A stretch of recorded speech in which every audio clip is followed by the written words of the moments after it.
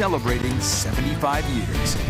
TV host Tucker Carlson no longer with Fox News, the network not sharing why, but saying they have agreed to part ways. Carlson has not made any public comment since the announcement earlier today. Yeah, the news following the major payout Fox made to settle its defamation lawsuit with Dominion Voting Systems. ABC's Melissa Adon has the latest details. Fox News severing ties with its highest-rated host, Tucker Carlson. We have some news from within our Fox family.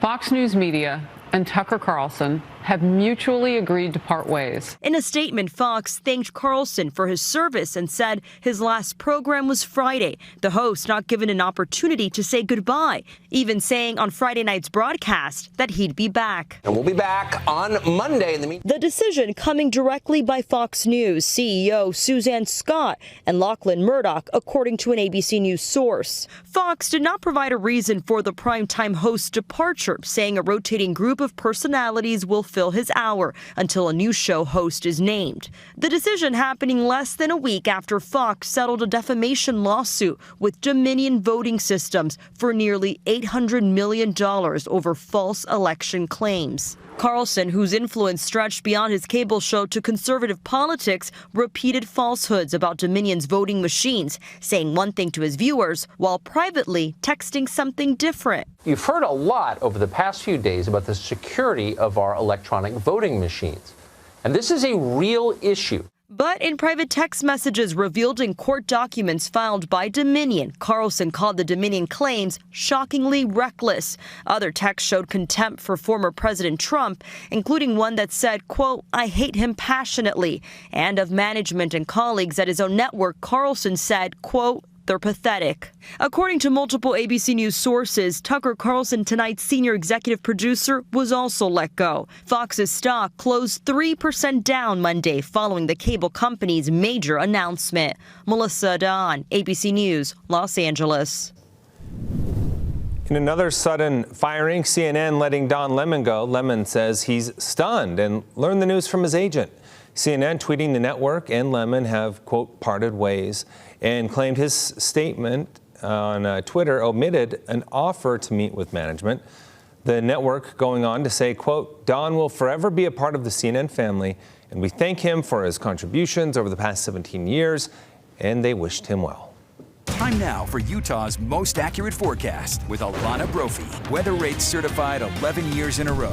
All right, let's head over for another check of the weather after some rain showers today. Yeah, and after the rain comes the rainbow, Alana. Yeah, there were several of them out there tonight. Absolutely gorgeous. This one from Daybreak. Talk about having a daybreak day. Adam Carroll catching that one. Appreciate it. This is what the storm looked like as it was rolling through the valley. Look at that lightning. Cloud lightning. Thank you, Kimberly, for catching that up near Research Park. But look at the rain coming down, and those storms really rolled through the Wasatch Front. This was hail in Utah County. Peggy Sorensen catching that one, and you probably saw hail in your backyard if you were in Salt Lake or up north. And we still have showers that are holding steady tonight. Storm tracker radar is sweeping the region, and you can see that wet weather over the lake. That's going to continue to move towards the Wasatch Front. We've got rain out there right now from Layton to Salt Lake. It's coming down in downtown Salt Lake City, and we've got some snow on the backside of the Wasatch, as well as rain, snow in our mountains. Colder air now filtering in behind the cold front, and that northerly flow, it's going to pack a bit of a punch. Midvale picked up some hail and some decent moisture, more than ½ an inch of rain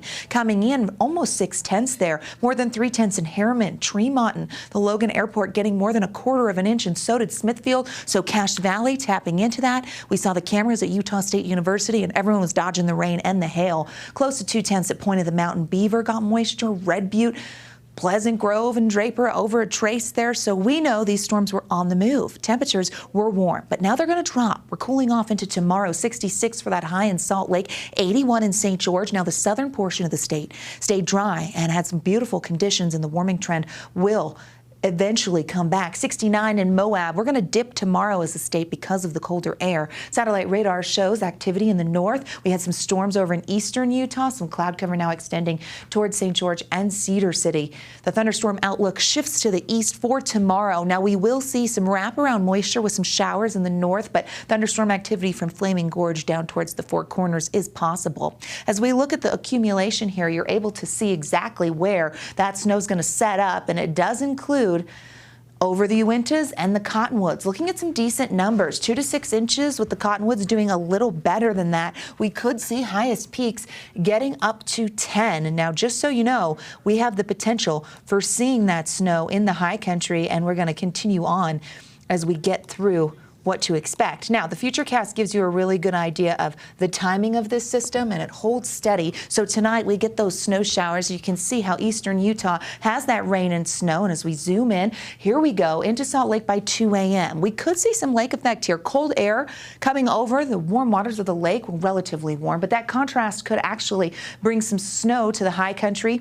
And with colder air, some sloppy snow to some of our valleys. So the morning commute could be soggy. By 10 a.m., it's really over Flaming Gorge and the Uinta Basin. Cloud cover in the north, but wraparound moisture is possible. Notice how eastern Utah stays active with the potential for storms. And then as we get later into the afternoon, we start to dry out. Heading into Wednesday, a ridge of high pressure starts to impact us and set up. That ridge is going to continue to build. We'll get seasonal temperatures by Wednesday, but then we're on the up and up. I'll show you what I mean here on the 7-day. 40s and 50s for tomorrow, unsettled with a chance of isolated showers in nature. 60 in Moab, 70s in St. George, where the winds will be whipping. Those northerly winds will bring enhanced canyon winds, so a heads up there. And check out that warmth. We skyrocket, hit the 90s by Saturday with breezy conditions on Sunday, but low 90s expected there. The Wasatch Front follows that similar trend with high pressure taking over. 50s turn to 60s. How about some 70s by the close of the work week? And the potential for 80 at the end of the weekend. This high pressure will apex the end of the weekend and into Monday. That's why we're expecting our warmest temperatures then. Soggy out there and could be tomorrow morning. So a heads up, bring the umbrella. Glenn, Emily, over to you. All right. Thank you for the heads up.